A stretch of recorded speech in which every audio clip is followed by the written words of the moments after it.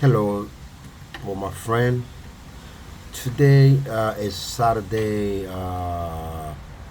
Is that October 28th as we speak right now, and we try to bring you really what happened in the world, and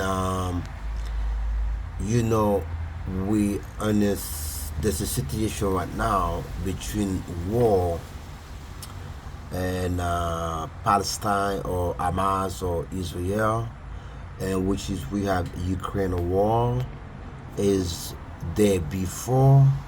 Is some to me the world is shaking, and you hear that China and Philippines and always be a promise whatever, and we have Taiwan and China also. I don't know, we don't know what's going on, guys. China and Taiwan, Philippines and China. It always be a problem. And as we always say, war is not the solution, right? It's not the solution. War is bringing more stress, more problem over the world, and everybody know what's going on in Africa, what's going on in here, United States, and a lot of things, and everybody know what happened with the former president Donald Trump. Guys, it's a lot of problem, and the truth is, I believe we need what you call a peace, a planned peace. And if we have plan A, we need plan B. And it's something to me, it's like thing is out of control a little bit. And then this is the former president who's died, dead, Kennedy, whatever is that. And then there's a lot of stories going on in the war. And that's not what we want. We want really a peace, not a fight, right? We want peace, not a fight. I'm gonna let you listen to the video, and then I would like to thank everybody who always support me, always support my video, always thumbs up, always do what you know as a support, and share me out, and as your friend to connect with the channel, and also you connect with me. If you're not connected with me yet, I would love to have you as a friend, as a part of my channel, video, whatever is coming out, you get it. Please, guys, don't forget to share it. Don't forget to share it. Don't forget to make sure everybody is know what's going on. And we're gonna go all over the world and bring you what is you need to know. Maybe a lot of you guys probably not have time to go and search and listen to news and everything like that. Don't worry. Connect with me, and I will bring it to you live. Guys, let's go and see what's going on. Let's listen to what's going on. Let's go back. So we have to listen to it. And yet here we are. The world is now focused on two conflicts. Well, one more than another, but we will get to that. Naturally. One wonders how the outbreak of war in the Gaza Strip affects Russia's invasion of Ukraine, and vice versa. And indeed, that is our subject for today. The conventional wisdom is that this is bad news for Ukraine, because it will divide Washington's attention between the two conflicts. But just how bad will it be? In today's video, we will begin with the good news for the world overall, that this is not the lines on maps being drawn for a new Cold War. However, we will then discuss why the Gaza crisis presents serious problems for Ukraine. Nevertheless, there are some odd ways where the second war could benefit Kyiv.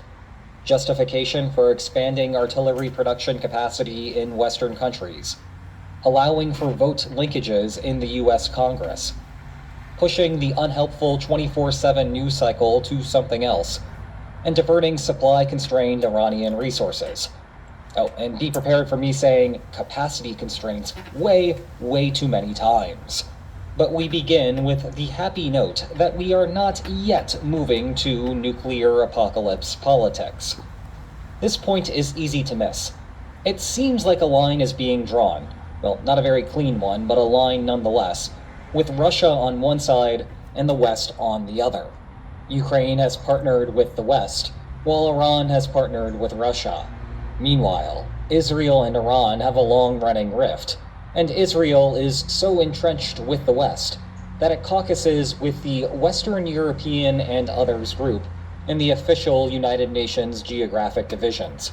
And yes, it actually is called that. Thus, Israel goes with the West, and Hamas appears to naturally fall in Russia's camp, just as it was during the glory days of the Cold War, and matching how the countries allocated resupply efforts during the Yom Kippur War 50 years earlier. The line seemingly further solidifies. But Middle East allegiances changed as the Soviet Union fell apart. Prior to 2022, Israel and Russia had friendly relations, with Israel's often Prime Minister Benjamin Netanyahu making frequent trips to Moscow. This included a special 25th anniversary party for the relationship, and he even attended the Victory Day parade in Moscow in 2018, normally seen on this channel because of the endless photos of military hardware that it provides. Since Russia's invasion of Ukraine, the relationship has become more complicated. Within the United Nations, Israel has voted with the Western Bloc on 5 of the 6 emergency resolutions, with an abstention on the one that called for Russia to make reparations payments. However, Israel did not join the Western sanctions against Russia, and as the Gaza situation heated up, Netanyahu declined an offer from Zelensky for a solidarity visit. Summarizing the position, Israel was moderately annoyed by Russia's invasion, somewhere between China and NATO on the spectrum. Meanwhile, Putin has expressed sympathy for Israel's plight with Hamas. This carries over a long-running policy push dating back to the Chechen Wars. Putin was the first leader to call George W. Bush to offer condolences and support on September 11th. It was a savvy political opportunity to unite global resistance to extremism, at a time when the Kremlin's website only uploaded potato-quality images. Sorry about that. I want to give a little testimonial about our business today and what it means to me. Well, they are indiscriminate. With that in mind, it will not surprise you to find out that at least 16 Russians died in Hamas's attack. This has not exactly pleased Russia. The headline message to Israel was therefore one of sympathy for suffering an unprecedented attack. But Putin has simultaneously emphasized Moscow's even longer-running relationship with the Arab world, and has made strong pleas for Israel to moderate its response. Thus, the battle lines are not as solidified as they may first seem. The world, in a word, is complicated. So we are not about to descend into World War III. But how will the outbreak of conflict in Gaza affect what is happening in Ukraine, and vice versa? The basic perception is that this is not great news for policymakers in Kyiv. To summarize, Gaza is a distraction. Biden and other US policymakers have a limited number of hours per day. Whatever time is spent handling the situation in Israel implicitly is time spent away from managing the problems in Ukraine. Militarily, the problem seems starker. Both Ukraine and Israel would benefit from arms assistance. The two parties fighting over the apparently scarce resources of a single benefactor creates a zero-sum dynamic, where whatever goes to Ukraine does not go to Israel, and vice versa. To wit, the United States has kept a stockpile of artillery in Israel since the Yom Kippur War. Still, the zero-sum framing of arms aid is misguided for a couple of reasons. The simpler of the two is that the demand for armaments between the two is not completely identical. Yes, the 155mm artillery shells will be a point of contention. But the battle spaces for Ukraine and Israel are about as distinct as they can be. Israel is right on top of Gaza. Moreover, Gaza is a strip, so the potential targets are not running very deep. And the high population density means that Washington is not exactly thrilled with the idea of using weapons with a wide blast radius. In contrast, Ukraine has large targets that it would like to hit hundreds of kilometers away. That means that a missile like ATACMS is helpful for Ukraine, while not being particularly useful for Israel. And after months of rumors, they appear to make their debut in Ukraine shortly after the crisis in Gaza began. But the bigger point is that the United States is not capacity constrained in any meaningful sense, as both Biden and Treasury Secretary Janet Yellen were both yelling to anyone in earshot about. Both the money and the potential production capacity exist to fuel two wars at the same time. Instead, the real constraints have been political. Congressional Republicans with questions about the return on the investment, and the executive branch with concerns about escalation dynamics with Russia. Israel's war has few direct effects on either point.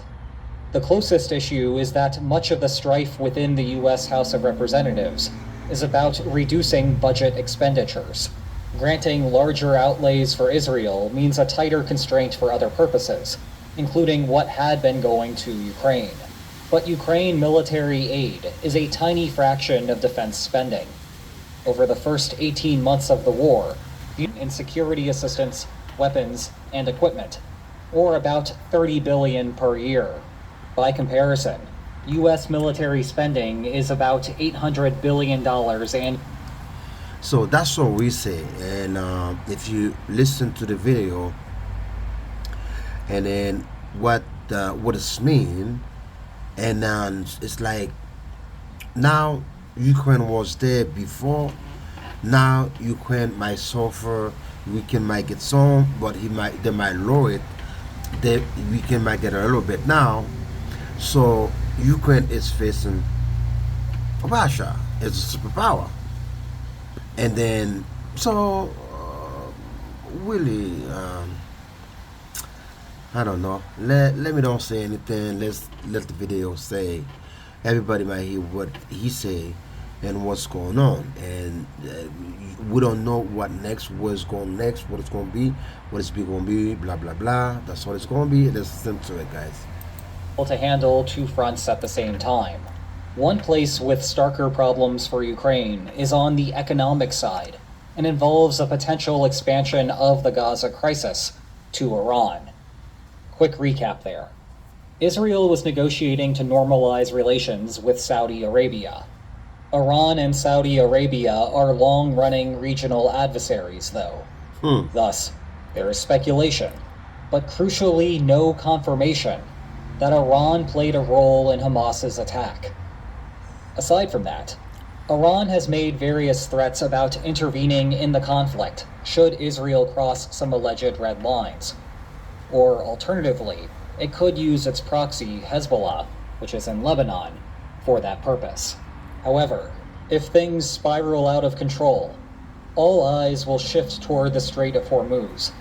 It is this tiny little opening in the Persian Gulf. And look what is inside of it. Oil, oil, oil, oil everywhere. In fact, about a fifth of the world's traded oil and a third of its liquid natural gas is exported through the strait. If Iran wants to make a power play, it could try shutting down the shipping lanes. Whether Iran is successful in that goal or not is beside the point. Energy prices will soar either way. That matters because Russia is trying to pay for its invasion with energy exports. Russian energy still sells at a discount compared to the standard global prices, but it remains responsive to the market. If clean gas prices go up, in the political sense, not in the carbon sense, so too will dirty Russian gas. This will create a headache for the Western coalition trying to starve Russia's economy into submission, especially at a time when Russia is facing a new bout of economic problems at home. Although the Gaza crisis may be a net negative for Ukraine, it is not all doom and gloom. Let's start by going back to the 155mm shell problem. As we have discussed before, part of the reason Ukraine is shell-hungry is a mismatch in the incentives for weapons manufacturers and what the government might want. Investing in new production capacity requires an expensive upfront outlay. They are only willing to do this if they anticipate raking in the money. Guy, it's not me saying it. There's people who know about it who said it. That's the reason why. Nobody wants the world to go hungry.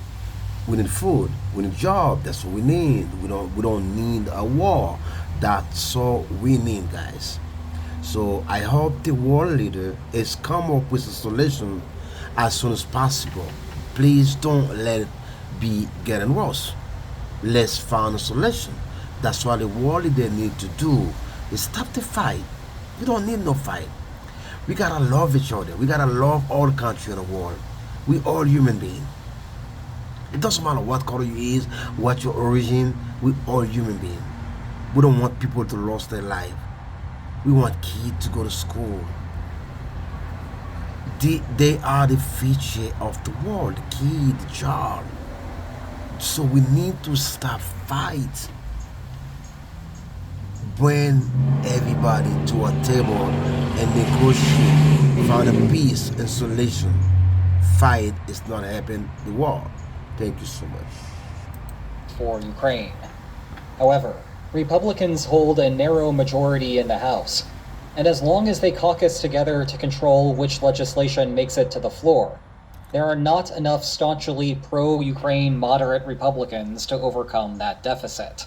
This is despite a supermajority of Americans supporting Ukraine, and even a narrow plurality within the Republican Party doing the same. It is worth noting here, though, that the questions about expanding aid are more nuanced, particularly on the Republican side. But interpreting those polls is difficult, because maintaining aid levels will require continued resolutions for a stream of funds. It turns out that when you fight wars, surprisingly, things get destroyed and need to be replaced. In any case, the result has been congressional pushback against deeper Ukraine spending. The upshot is that the further right you go, the stauncher support you see for Israel, given that the United States is not monetarily constrained. This opens up the possibility for funding bills to combine together the issues. In other words, whereas funding bills in isolation could face difficulties passing the House, the Senate, and the Oval Office, a combined spending bill could obtain bipartisan support. In that sense, the Gaza crisis does not make funding Ukraine inherently more difficult. Connected to that is the benefit of the distraction. Part of the issue with Republican support for Ukraine funding is the party base. That is, a number of representatives broadly believe that weakening Russia is worth the investment of U.S. military funds, but worry that voting as such would invite primary challengers, who would then soak up the support of the party base. Some of that may be because when voters answer questions like those from earlier, they do not have a good sense of how much money is actually being spent on Ukraine, nor how that compares to the overall spending figures, nor that what the funds mostly do is subsidize new American weapons, with Ukraine 19th prime political polarization, or because some portion of voters have to the overall spending figures, nor that what the funds mostly do is subsidize new American weapons, with Ukraine receiving the outdated surplus. This knowledge gap was part of the purpose behind Biden's October 19th primetime address from the Oval Office, to persuade voters with information they may have been unaware of. How effective that will be, either because of general political polarization, or because some portion of voters have genuine isolationist preferences, remains unclear. Invaded Ukraine. I stand as the only president of the 21st century on whose watch Russia did not invade another country. Under Bush, Russia invaded Georgia. Under Obama, Russia took Crimea. Under Biden, Russia invaded Ukraine. I stand as the only president of the 21st century on whose watch Russia did not invade another country. Connect. Although this story is about Ukraine, in May 2023, McCarthy coincidentally traveled to Israel. Bearing in mind that Israeli-Russian relations were still somewhat amicable, it presented a rare moment where Russians could directly interact with McCarthy.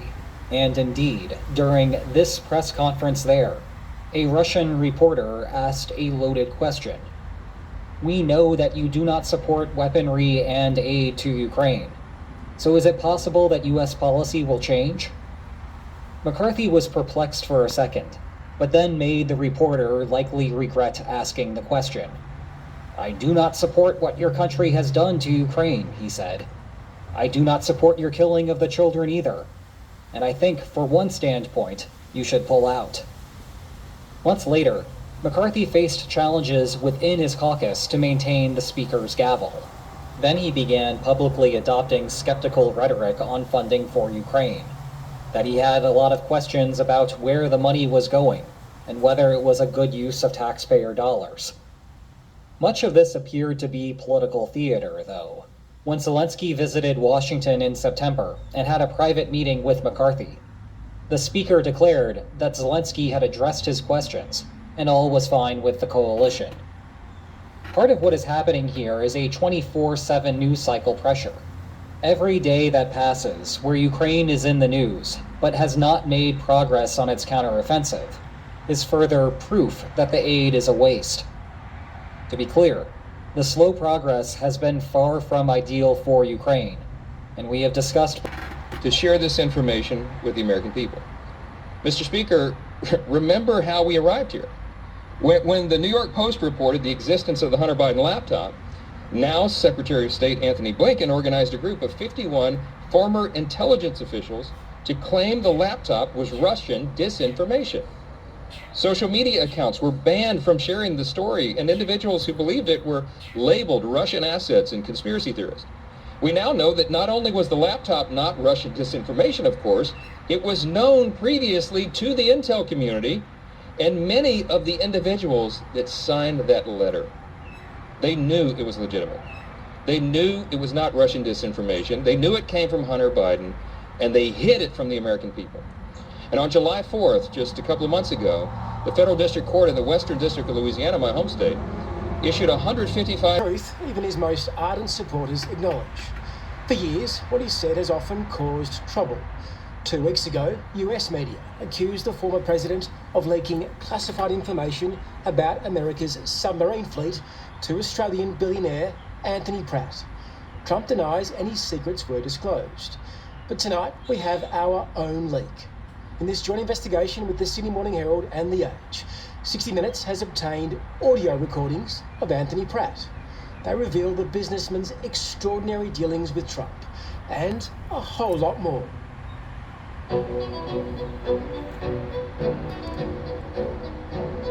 The Mar-a-Lago Resort and Private Club in Palm Beach, Florida oozes excess.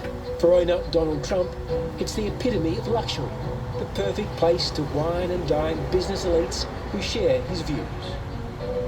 This country's blessed with entrepreneurial spirit. People like Australian Anthony Pratt, who sits third on our rich list and joined the Ritzy Club in 2017. God bless America, the greatest country on earth. Pratt's worth $24 billion, so the $200,000 Mar-a-Lago membership fee was nothing. But the access it brought, a friendship with Trump, was priceless. We're here to celebrate a great opening and a great gentleman, as you know, from Australia, Anthony Pratt. In 2019, as the Australian billionaire expanded his cardboard packaging and recycling business at a new paper mill in the US, then President Trump turned up and dialed in the charm. Anthony is one of the most successful men in the world. Perhaps Australia's most successful man, as they say, right? They might have been an unlikely pair, but for most observers, the relationship between Pratt and Trump was largely unremarkable. That is, until 2 weeks ago, when the American ABC network reported something strange. Former president shared potentially sensitive information about America's nuclear submarines while at Mar-a-Lago. Donald Trump was accused of not being able to shut up in the months after he left the White House, allegedly disclosing classified information about America's nuclear submarine fleet to his Aussie friend. In all, Pratt described what the former president had told him with at least 45 others, including 6 journalists, 11 of his company's employees, 10 Australian officials, and 3 former Australian prime ministers. In typical fashion, when the news broke, Trump denied any wrongdoing. But tonight, there's a startling twist. So he's got this ability to say 45 others, including 6 journalists, 11 of his company's employees. No subject was off limits. Pratt describes a conversation he had with the president in late 2019, shortly after the commander-in-chief had ordered a military strike against Iraq. I hadn't even heard it. It hadn't even been on the news yet. He said, I just bombed Iraq today. Back safe home. In another conversation, Pratt says Trump told him about an infamous phone call he made to the leader of Ukraine. He wanted President Zelensky to investigate the foreign business dealings of Joe Biden's son Hunter in the hope of causing harm to his political rival. Trump's boast was that he could and should have been much tougher. Yeah, and Trump said, that Ukraine phone call, that was nothing compared to what I usually... But a private citizen struck many people as entirely believable. Disclosing details of conversations with foreign leaders to an Australian billionaire, could that ever be appropriate? Well, the president can basically say whatever he wants to anybody and can declassify classified information. It's a question not so much of illegality as of prudence and competence to be president. And I think when you add all of that up over a 4-year period, it could be very substantially damaging. For such supposedly good buddies, though, the secret recordings we've uncovered reveal frustrations in the relationship.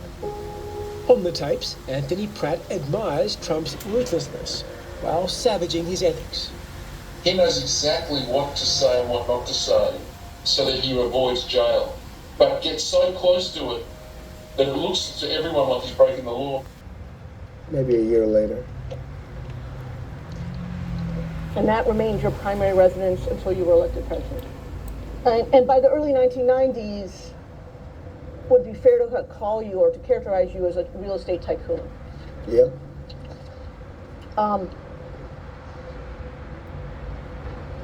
Trump Tower on Fifth Avenue, that was completed in 1983? Around that time, yes. And when did you move into your penthouse apartment there?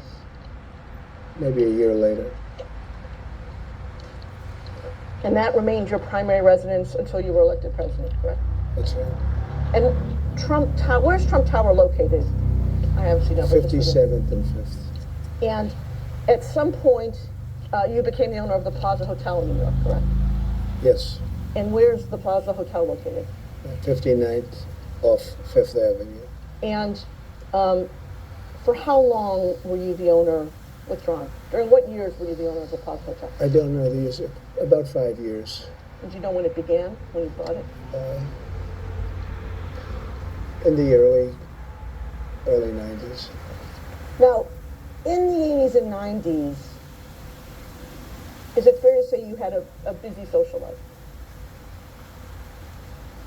I don't know. I mean, I don't know what you'd have to define social life. I wouldn't say that busy. I was working very hard, so I didn't have time to be too much onto the social calendar, but yeah. Well, let me try to phrase it this way. In the evenings during that period, you went out quite a bit in New York City to benefits, galas, etc. A lot of charity events, yes, but I don't think that much, no. So, in the period in the 80s and 90s, we've already discussed you would go to benefits and parties, and Is it fair to say that a lot of those parties, there would be a, or benefits, there would be kind of a photography line either at the beginning or throughout the event?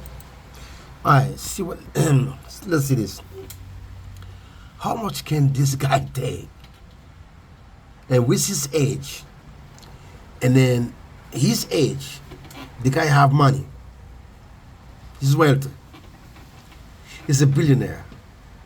Former president. How much can he take? I mean, I don't know. How much can he take? I mean, the guy is strong. He take every bullet that they threw on his way.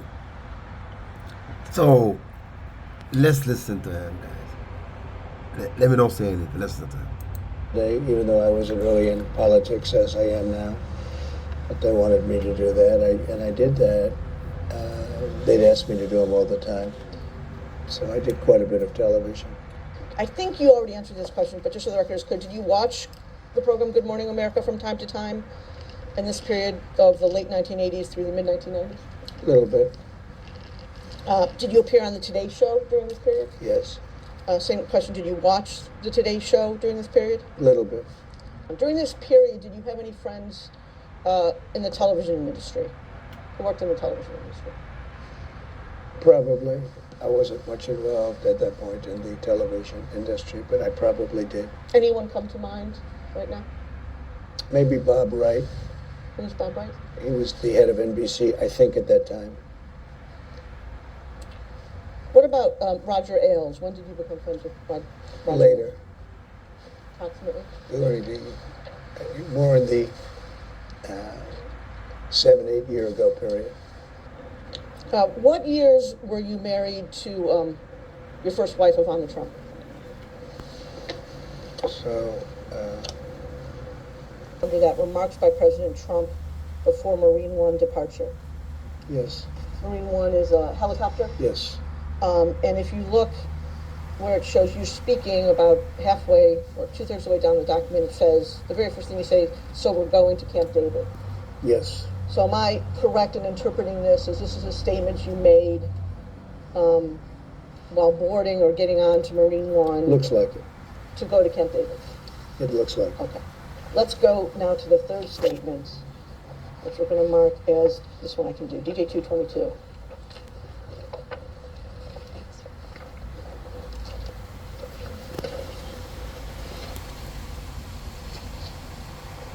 You have in front of I believe what we witness here, or what we listen to, is like he in front of the judge. So the judge asks him question, and asks him question about his everything. We don't know. That's what's happening right now. That's what it seemed to be. I come up with, and I want you guys to listen to it and pay attention. I don't know why he don't say, you know what, enough is enough. I'm not wanting anymore. But it's something to me. He wanna do it, so nobody can stop him to do it. He's a grown man, but if I was him, I would give up. I would give up if I was him.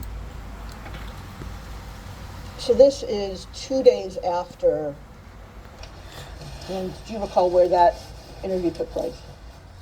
I think it was in the Oval Office. And you're quoted just below that paragraph. Okay, I don't know.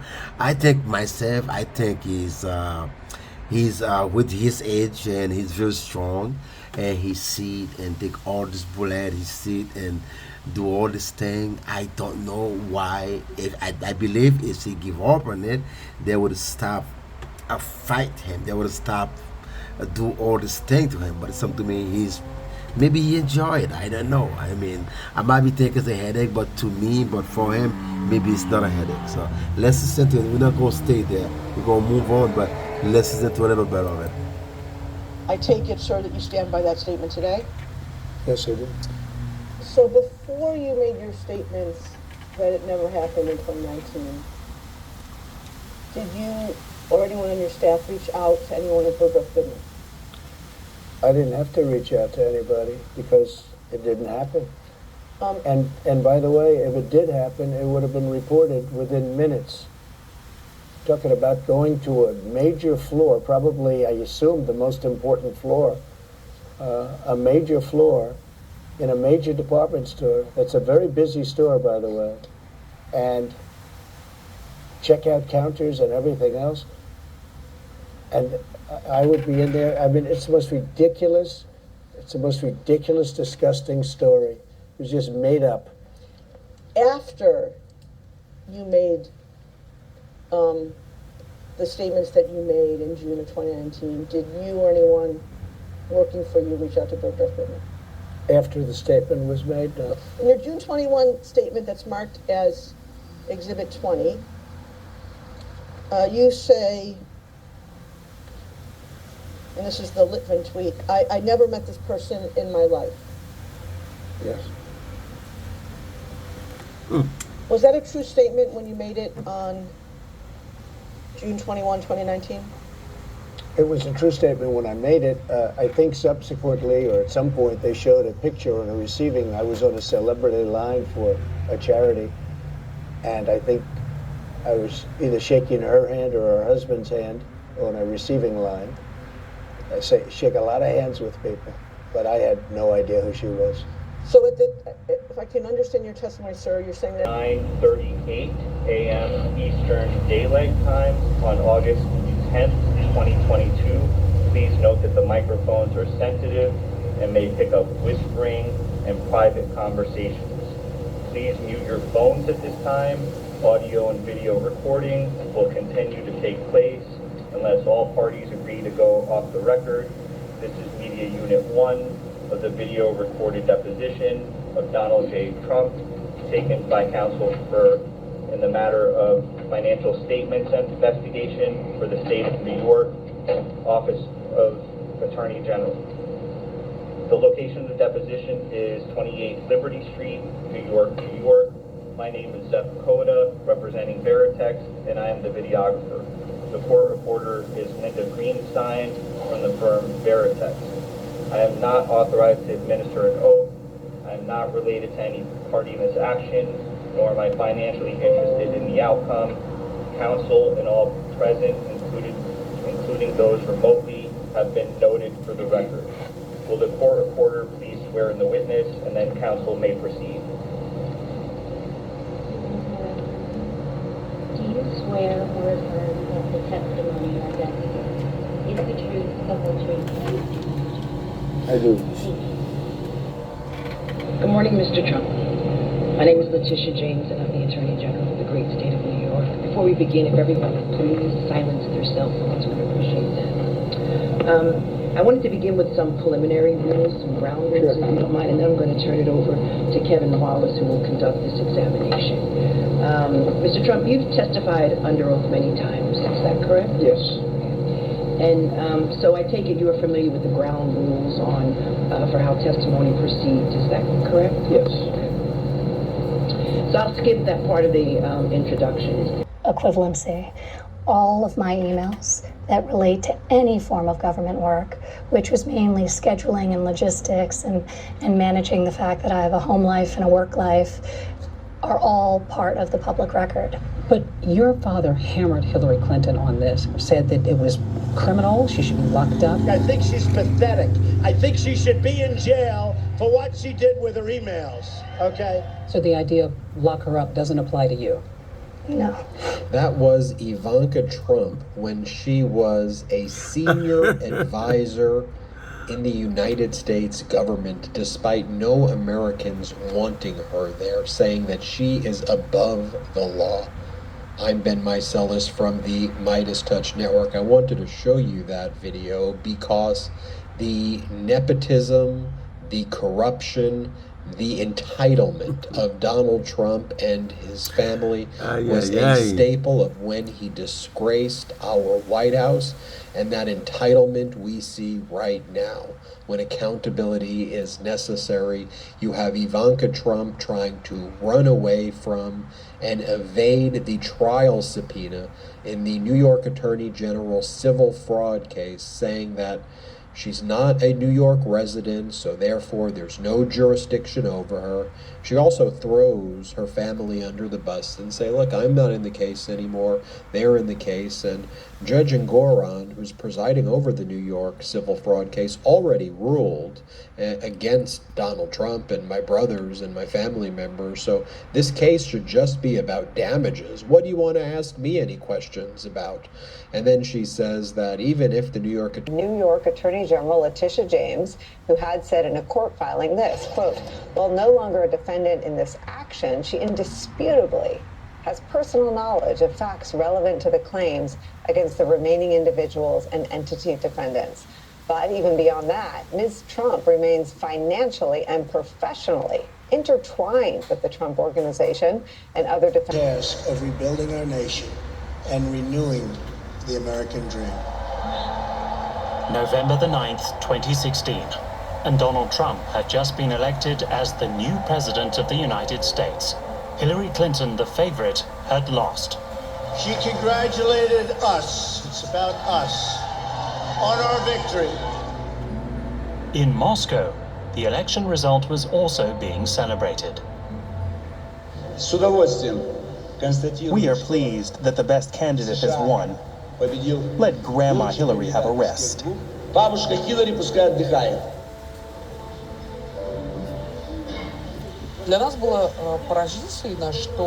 were baffled. In the State Duma, nationalist Vladimir Zhirinovsky held a special reception to celebrate Trump's victory.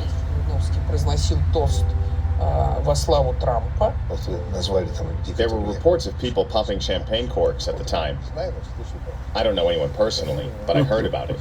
Well, a love of grandeur is part of the Russian national character. Vladimir Putin was one of the first to congratulate the surprise winner, Donald Trump.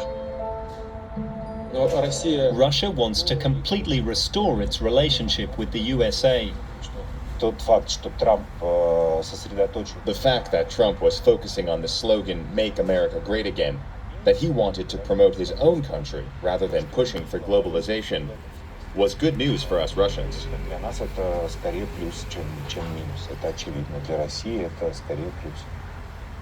President Putin and President Trump shook hands on a new friendship.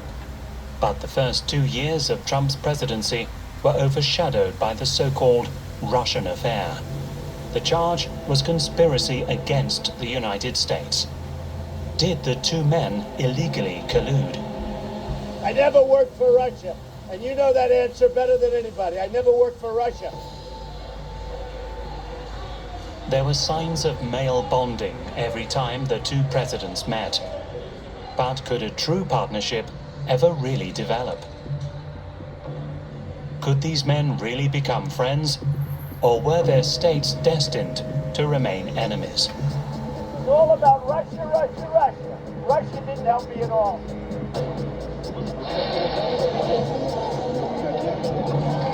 Да, я хотел, потому что он говорил о нормализации российско-американских отношений. Not a question of friend or enemy. It's not my enemy. I never worked for Russia. For us. Come for us. You know how you spell us, right? You spell us, U.S. I just picked that up. Has anyone ever thought of that? I just picked that up. A couple of days I'm reading and it said us. And I said, you know, if you think about it, us equals U.S. Isn't that? Now, if we say something genius, they'll never say it. You know, we get 25, 30, 40, 50, 80,000, 100,000 people to speeches. They've never said Trump's a great speaker. Never said, I've never heard it. I said to my people, do you think they'll ever acknowledge I must be doing okay? Except I'm a very handsome person, so I guess a lot of you want to sit. They want to sit and look at me because I'm so, like a beauty pageant. No, it's amazing. That was Donald Trump's surprise that the U.S. resembles the word us. I'm Ben Mycelis from the Midas Touch Network. Donald Trump gave that speech in New Hampshire. It was low energy, it was weird, and it was very... Did anyone ever hear of him? He's probably like one of the strongest leaders anywhere in the world. And he's the leader of, right? He's the leader of Turkey. And this follows Donald Trump believing that President Obama is still the president. This follows Donald Trump stating that President Biden has started World War II. This follows Donald Trump saying things like he would rather be electrocuted, or as he says, electrocuted, than eaten by a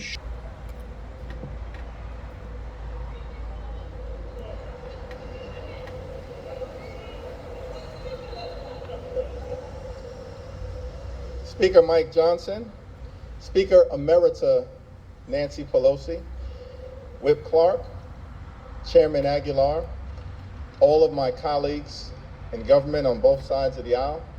It's an honor and a privilege to once again stand before you as House Democratic leader. From the very beginning of this Congress, House Democrats have made clear that we will find bipartisan common ground with our Republican colleagues whenever and wherever possible, for the good of the American people. And House Democrats have repeatedly done just that. It was House Democrats who provided a majority of the votes necessary to avoid a catastrophic default on our debt that would have crashed the U.S. economy and triggered a job-killing recession. The proceedings. Trump's remarks came shortly after the judge denied a request for a directed verdict in response to Michael Cohen's testimony. Outside the courtroom, Trump criticized the judge's decision not to grant a directed verdict, an action that would have effectively ended the trial. This decision followed Cohen's testimony in which he was unable to recall if Trump or Alan Weisselberg, the Trump Organization's CFO, had specifically instructed him to inflate financial figures. Trump's discontent was palpable as he addressed reporters, asserting that should be the end of the case. If we had a jury, this case would have never started practically. This is a very unfair thing. The former president's comments highlighted his belief that the trial should have been swiftly resolved in his favor, given the lack of a definitive directive from Cohen regarding the inflation of financial numbers. However, the trial's dynamics are not that straightforward. During his testimony, 1 month ago, the idea that Section 3 of the 14th Amendment could disqualify Trump from holding public office again was mostly conjecture, something mainly debated among the inner circles of legal scholars. But a paper published this summer by William Baude and Michael Stokes, a pair of prominent conservative law professors and members of the Federalist Society, brought a new spark to the conversation. That paper quickly prompted two of the most revered legal minds of our time, the Harvard University professor emeritus Lawrence Tribe and the retired former federal judge J. Michael Luttig, to write a widely read piece for The Atlantic bluntly titled, "The Constitution Prohibits Trump from Ever Being President Again." Professor Tribe and Judge Luttig appeared on this show at the time of that article's publication to discuss how Section 3 of the 14th Amendment is so-called self-executing, and that due to his role in the January 6th insurrection, Trump is ineligible to hold public office. Their endorsement of the idea gave the movement a jolt of momentum. And piece was published. A lawsuit has been filed in the state of Colorado. We did say that, and I understand what you just say. But we've been saying that over and over. And I believe maybe they probably try to, I don't know. And let's listen to it, guys. Let me not say anything, listen to it. Is allowed to appear on the ballot for the upcoming presidential elections and primaries. And perhaps more importantly, it will force the courts to clarify the meaning of Section 3 of the 14th Amendment, also known as the disqualification clause, which states, quote, "No person shall be a senator or representative in Congress, or elector of president and vice president, or hold any office, civil or military, under the United States or under any state, who, having previously taken an oath to support the Constitution of the United States, shall have engaged in insurrection or rebellion against the same, or given aid or comfort to the enemies thereof," end quote. Now, that's the literal reading of it, but the exact meaning of the disqualification clause and how it can be applied in real life has largely been untested for the past 150 years, simply because there hasn't been an insurrection or anything resembling one in the United States during that period. That is until Donald Trump came along and brought American democracy to the brink of collapse in his desperate attempt to stay in power. As recently as this past... More publicly, he's too old for this job. Biden's age problem isn't going away. It's not only his age, it's that his cognitive capabilities are severely diminished. He's too old for a second term. Biden's age is a concern. Joe Biden is senile and cannot govern the United States. Look, we do need to talk about a presidential candidate who is very old, who struggles with remembering things, who sometimes has trouble even forming basic sentences, a candidate who will be the oldest American president in history by the end of his term. But Biden's not the guy I'm talking about here. No, I'm actually talking about his presumed Republican opponent next year, 77-year-old former President Donald J. Trump. Because if we're going to have a discussion about age and gaffes and speech and mental competence... The orange is how it started. In the failing New York Times by an anonymous, really an anonymous, gutless coward. They sacrifice every day for the furniture, future of their children. Sam Apple. Mike Pounds. I know words. I have the best words. Yosemites, Nambia. Thailand.